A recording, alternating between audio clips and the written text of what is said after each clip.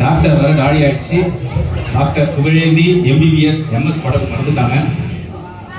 சரி உடச்சி வச்சிருவோம். இது ஒரு கடிதம் இருக்கு. டாக்டர் அம்மா கிட்ட இருந்து ஒரு கடிதம் இருக்கு. இது வந்து ஒரு வாரம் வந்து டாக்டர் பார்க்கவே இல்லை. என்ன எந்திரிச்சி வாங்க டாக்டர் வாங்க பாருங்க. எல்லாம் ரெடி ஆயிட்டா? எல்லாம் ரெடி ஆயிடுச்சு டாக்டர்.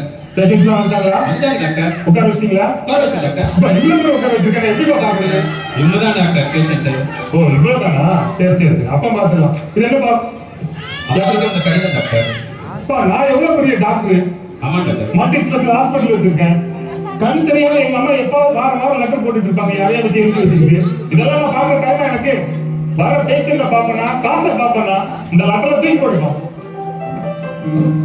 ஒரு பேஷண்ட் வர சொல்லுப்பான். Token number 1.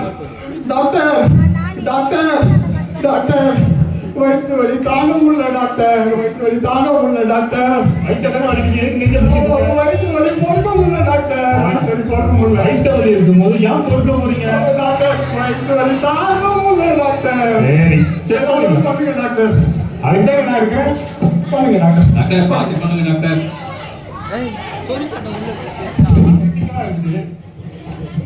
சொல்லுங்க டாக்டர். ட்ரீட்மெண்ட் இருக்குப்பா. சொல்லுங்க டாக்டர். சொல்லுங்க. ட்ரீட்மெண்ட் வந்து ரொம்ப ஃபாஸ்டா எடுக்கிறது. சரி டாக்டர். ட்ரீட்மெண்ட் வந்து கொஞ்சம் ஸ்லோவா பண்ணுங்க. சரி என்ன ட்ரீட்மெண்ட் எடுக்கணும்? Fast doctor. ஃபாஸ்டா என்ன? அப்போ இம்போர்ட்டட் டேப்லெட் தான் நம்ம ஆமா பண்றோம். டாக்டர். Okay doctor. அது ரொம்ப எக்ஸ்பென்சிவா இருக்கும். சரி சரிப்பா. இது எப்படி சாப்பிடணும் டாக்டர்? வாயெல்லாம் சாப்பிடணும் டாக்டர். சரி சரி. காலையில ஒன்று சாப்பிடு, சரி டாக்டர். மத்தியானம் ஒன்று சாப்பிடு, சரி டாக்டர். ராத்திரி உயர்வு ஒன்று சாப்பிடு. என்ன சொல்றீங்க டாக்டர்? ஆகுதுப்பா. சரி டாக்டர், இதுக்கு எவ்வளவு ஃபீஸ்?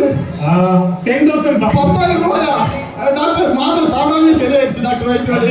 இதுதான் புரியுது டாக்டர் 10,000 சரி டாக்டர். வயிற்று வலிக்கு 10,000 ரூபாய் கேட்கறான்ப்பா.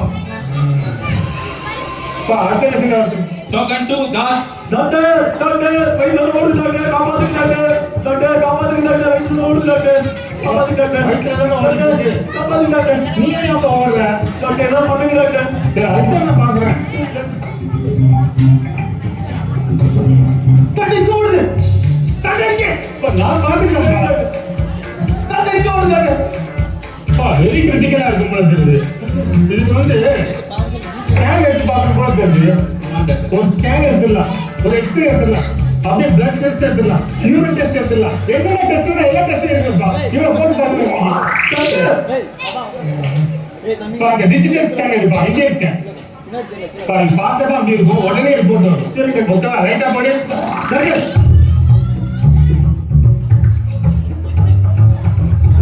டாக்டர் வயிற்று டாக்டர் பிரச்சனை கடிச்சு சொல்றீங்க. இது பின்னாடி எடுத்தா முன்னாடி டாக்டர். டாக்டர் இப்ப எடுக்கிற மாதிரி ரிப்போர்ட் வராது. டாக்டர்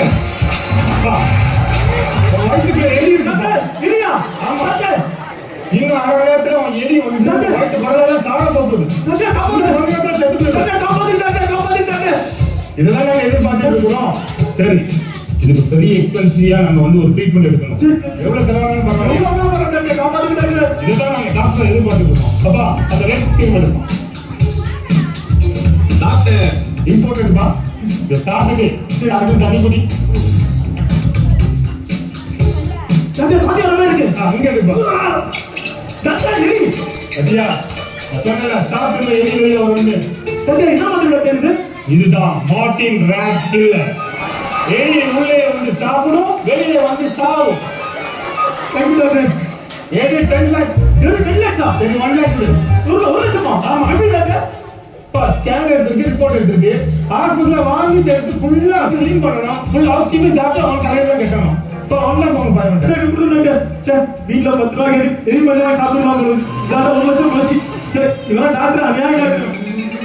அடுத்த பேஷண்ட் இருக்காங்களா? டாக்டர் யாரும் இல்ல டாக்டர். சரி இந்த போன் எடுத்து பாருங்க பாரு.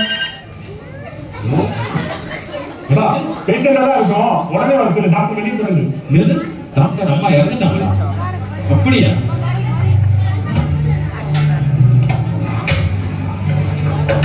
டாக்டர் உங்க அம்மா இறந்துட்டாங்க டாக்டர்.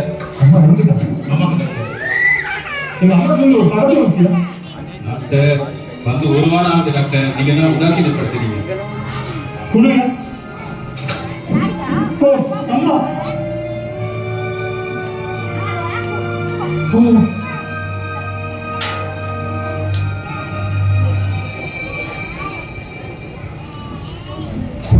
என் மகனே, நான் உன் ஆண்டவராகிய இயேசு பேசுகிறேன்.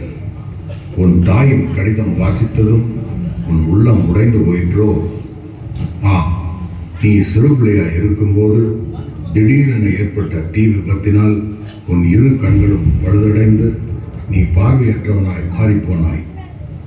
மருத்துவர்கள் உன்னை முழுமையாய் பரிசோதித்த பிறகு உன் தாயின் கண்கள் உனக்கு சரியாக இருக்கும் என்று சொன்னபோது ஒரு நொடி கூட யோசிக்காமல் தனது இரு கண்களையும் உன் தாய் உனக்கு தானமாக கொடுத்து விட்டாள்.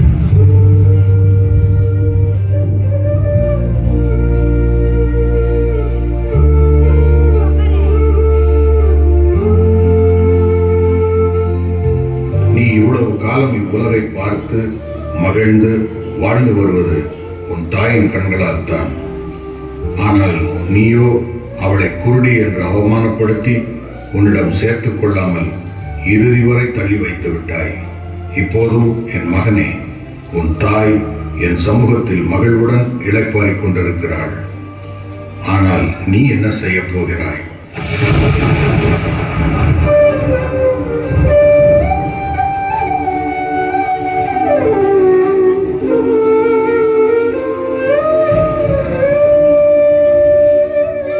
இந்த உலகம் என்னை அறிந்து கொள்ளாமல் பெருமையிலும் பாவத்திலும் புகழிலும் இச்சையிலும் சிக்கி என் வெளிச்சத்தை அகற்றி இருளில் இருக்கிறது.